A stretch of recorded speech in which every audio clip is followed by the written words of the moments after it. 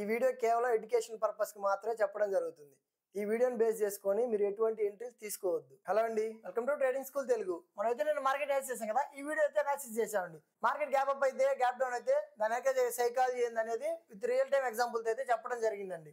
Okay, మనం videos చేస్తూ వస్తున్నాం కదా డైలీ. దాంట్లో నాకు అర్థమైన పాయింట్ ఏంటంటే మన వాళ్ళకి చాలా మందికి వీడియోస్ అయితే అర్థం అవ్వట్లేదండి. ఎందుకంటే అది అడ్వాన్స్ లెవెల్ అయిపోతుంది. మార్కెట్లో చాలా మంది బిగినర్సే ఉంటారండి. ఇంత అడ్వాన్స్ లెవెల్ ఆలోచించి చేసేవాళ్ళు చాలా తక్కువ మందే ఉంటారు. ఓకే, మేమేం ప్లాన్ చేసామంటే అడ్వాన్స్ లెవెల్నే ఇంకొంచెం సింప్లిఫైడ్గా అర్థమయ్యేలాగా చెప్దాం, సింపుల్గా ఉండేటట్టు చూద్దాం అనాలిసిస్ అనేసి అనుకుంటున్నాం.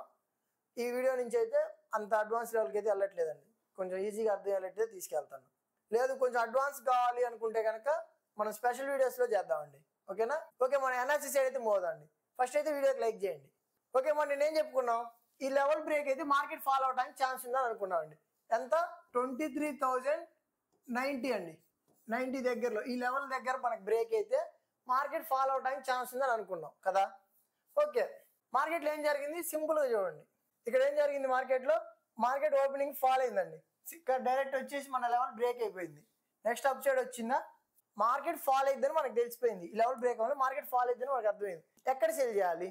ఇదిగోండి అప్ సైడ్ వచ్చింది, బయర్స్ వీక్ అయ్యారు, ఇదిగోండి మంచి గ్రేట్ క్యాండిల్ క్లోజ్ అయింది. ఇక్కడ మనం ఎంట్రీ తీసుకుంటే దీనిపై స్టాప్ లాస్ పెట్టాల్సి ఉంటుందండి. ఓకేనా? ఈ మూవ్ క్యాప్చర్ చేయొచ్చు. నెక్స్ట్ ఎక్కడ వచ్చింది మనకి ఎంట్రీ, మార్కెట్ ఫాల్ అయ్యి అప్ సైడ్ వచ్చి ఇదిగోండి ఇక్కడ మంచి క్యాండిల్ క్లోజ్ అయింది. ఓకే, ఇక్కడ ఎంట్రీ తీసుకుంటే దీనిపైన మనం స్టాప్ లాస్ పెట్టవచ్చు. దాని తర్వాత ఇక్కడ కూడా చూడండి ఒక చిన్న కన్సల్టేషన్ వచ్చింది కదా, ఇది బ్రేక్ అయిందండి. ఇది బ్రేక్ అయింది కదా, ఇక్కడ బ్రేక్ అయింది కదా, ఇక్కడ ఎంట్రీ తీసుకొని ఈ మూవ్ని క్యాప్చర్ చేయొచ్చు. ఓకేనా? ఓకే, మనం ఈ లెవెల్ బ్రేక్ అయింది అనుకోండి, మార్కెట్ ఫాలో అవడానికి ఛాన్స్ ఉంటుందండి. అంటే హైలోకి వస్తున్నా సరే ఫాలో అవుతూ ఉంటుంది అనమాట. ఎక్కడి వరకు ఫాలో అవ్వచ్చు, ఇక్కడ గమనించండి.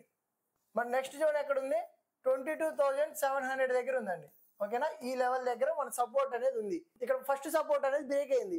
నెక్స్ట్ సపోర్ట్ ఎక్కడ ఉంది, 22,700 దగ్గర ఉంది. ఒకవేళ మనం బై చేయాలనుకుంటే ఇప్పుడు ఈ లెవెల్ బ్రేక్ అయింది అనుకోండి, మనం నిన్న చెప్పుకున్నాం కదా, ఈ లెవెల్ బ్రేక్ అయితే మార్కెట్ ఫాలో అవుతూ ఉంటుంది అనుకున్నాం. ఫాలో అయింది, ఎక్కడ వరకు ఫాలో అవ్వచ్చు, ఇక్కడ వరకు ఫాలో అవ్వచ్చు. మనం బై చేయాలనుకుంటే ఇక్కడే బై చేయాలన్నమాట. ఈ జోన్ దగ్గర ఉన్నప్పుడే మనం బై చేయడానికి ప్లాన్ చేసుకోవాలి. ఇదంతా కూడా అప్ సైడ్ వస్తున్నప్పుడు సిల్ చేయాలి, అప్ సైడ్ వస్తున్నప్పుడు సిల్లింగ్ సైడ్ ఉండాలన్నమాట, సింపుల్గా చెప్పాలంటే. ఓకే, మనం రేపు డాన్స్కి పోదామండి. మనం ఏం చేస్తాం, డైలీలో చెక్ చేస్తాం కదా, డైలీ క్యాండిల్లో చెక్ చేద్దాం. ఓకే, మనం ఇక్కడ ఆల్రెడీ ఒక ట్రెండ్ లైన్ డ్రా చేసాం కదా, ఇంతకుముందు కూడా డ్రా చేసి ఉంచాను, ఇప్పుడు మళ్ళీ డ్రా చేశాను. ఇక్కడ గమనించండి, మార్కెట్ చూసారా, కరెక్ట్ ఇక్కడ రెస్పెక్ట్ చేసింది, ఇక్కడ రెస్పెక్ట్ చేసింది, బ్రేక్ అయింది, మార్కెట్ అప్ సైడ్ వెళ్ళిందండి. ఇప్పుడు మళ్ళీ మార్కెట్ డౌన్ అవుతుంది కదా, ఈ ట్రెండ్ లైన్ సపోర్ట్ తీసుకొని అప్ సైడ్ వెళ్ళడానికి పాసిబిలిటీ ఉంది. ఓకేనా? దాంతో పాటే మనం ఏం చేద్దామంటే ఇంకొంచెం బెటర్ ప్రాబిలిటీ పెంచడానికి మనం ఫిబొనాచి వాడదామండి. ఫిబొనాచి టూల్ ఉంది కదా, దాన్ని వాడదాం. మార్కెట్ ఎక్కడి నుంచి పెరిగింది, ఇక్కడ నుంచి కదా స్టార్ట్ అయింది పెరగటం. ఇక్కడ ఫస్ట్ డ్రా చేసుకొని సెకండ్ ఎక్కడ హై దాకా డ్రా చేయాలండి. ఇక్కడ కరెక్ట్గా చూడండి, ఇక్కడ ఫెబ్ జోన్ ఉంది, 0.5 0.618 ఉంది కదా, ఇది మనకి గోల్డెన్ జోన్ అండి. ఈ జోన్లో మార్కెట్ వచ్చినప్పుడు మార్కెట్ రిజెక్ట్ అవ్వడానికి పాసిబిలిటీ ఉంటుంది. ఓకేనా? దాంతో పాటే మనకి ట్రెండ్ లైన్ కూడా ఉంది కదా, అంటే ఈ రెండింటి బేసిస్ మీద మార్కెట్ అప్ సైడ్ వెళ్ళడానికి పాసిబిలిటీ ఉందని మనకు అర్థమవుతుంది డైలీలో. ఓకే, మనకి ఎంట్రీలు ఎక్కడెక్కడ రావచ్చు, అది ఎలా మనకు అర్థం చేసుకోవాలనేది 5 minutesలో చూద్దాం.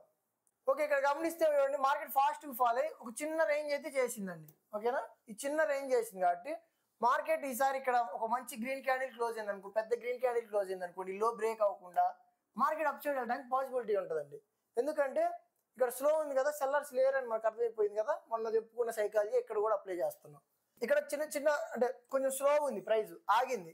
తర్వాత ఏం జరిగింది, ఒక మంచి గ్రీన్ క్యాండిల్ పడింది అనుకోండి, మార్కెట్ అప్ సైడ్ వెళ్ళిపోవడానికి పాసిబిలిటీ ఉంటుంది. అలానే అప్ సైడ్ వెళ్ళిపోయిద్దా, వెళ్ళదు.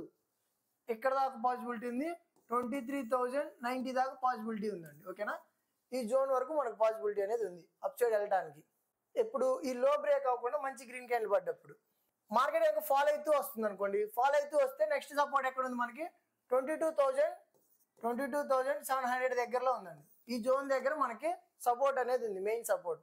ఫాలో అవుతూ వచ్చింది అనుకోండి, ఇక్కడ మనకు మంచి గ్రీన్ క్యాండిల్ పడింది అనుకోండి, అప్పుడు మార్కెట్ అప్ సైడ్ రావడానికి పాసిబిలిటీ ఉంది. ఎక్కడ వరకు, ఈ క్లోజింగ్ జోన్ దాకా వచ్చే ఛాన్స్ ఉంటుంది అనమాట. ఓకేనా? ఇప్పుడు మనం సింపుల్ చూడాలంటే ఈ జోన్ని మనం ఇంపార్టెంట్గా చూస్తామండి.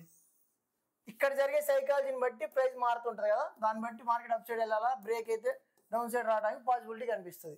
ఓకే, ఇక్కడ గమనిస్తే మనం సింపుల్గా చూడాలంటే మార్కెట్ అప్ సైడ్ వస్తుంది అనుకోండి, ఇక్కడ మనకి సెల్లింగ్ ఉందన్నమాట. ఈ జోన్లో మనం సెల్ సైడ్ ఉండొచ్చు 23,100 దగ్గరలో. లేదా ఇక్కడ మంచి గ్రీన్ క్యాండిల్ క్లోజ్ అయింది అనుకోండి, చెప్పుకున్నాం కదా ఈ జోన్లోనే మంచి గ్రీన్ క్యాండిల్ క్లోజ్ అయితే అప్ సైడ్ వెళ్ళడానికి పాసిబిలిటీ ఉంటుంది.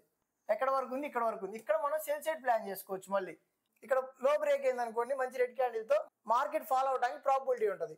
నెక్స్ట్ మనం బై చేయాలంటే ఎక్కడ ఉంది? 22,700 దగ్గర ఉందండి. అక్కడ నుంచి మార్కెట్ అప్ సైడ్ రావడానికి పాసిబిలిటీ ఉంటుంది. ఓకేనా? లేదు మార్కెట్ కనుక లైట్ హై గ్యాప్ అప్ అయింది అనుకోండి, హై గ్యాప్ అప్ జరిగితే మార్కెట్ అప్ సైడ్ వెళ్ళి ఇక్కడ ఉంది చూడండి 23,333 జోన్ ఉంది కదా, ఈ జోన్ దగ్గర మార్కెట్ రిజెక్ట్ అవ్వడానికి పాసిబిలిటీ ఉంది. లేదు మార్కెట్ అంత హై గ్యాప్ అప్ అయిందంటే అప్ సైడ్ ఉంది కాబట్టి లోకి వస్తున్నప్పుడు ఈ జోన్ దగ్గర మనకి మళ్ళీ బయింగ్ వచ్చే ఛాన్స్ ఉంటుంది అనమాట. ఓకేనా? సింపుల్గా చెప్పాలంటే అది ఎప్పుడు హై గ్యాప్ అప్ జరిగినప్పుడు. లేదు హై గ్యాప్ డౌన్ జరిగింది అనుకోండి, మార్కెట్ హై గ్యాప్ డౌన్ జరిగితే ఏం జరిగింది? ఆల్రెడీ సెల్లింగ్ ప్రెషర్ ఉంది, కొంచెం స్లో అయింది, మళ్ళీ గ్యాప్ డౌన్ అయింది కదా, మార్కెట్ ఏం జరిగింది? ఈ జోన్ దగ్గర మనకి బయింగ్ వచ్చే ఛాన్స్ ఉంది. హైలోకి వచ్చాక ఈ జోన్లో మనం సెల్లింగ్ ప్లాన్ చేసుకోవచ్చు అనమాట. లో నుంచి అప్ సైడ్ వస్తున్నప్పుడు ఇక్కడ మనం సెల్ సైడ్ ఉంటాం, సెల్లింగ్ ప్లాన్ చేసుకుంటాం.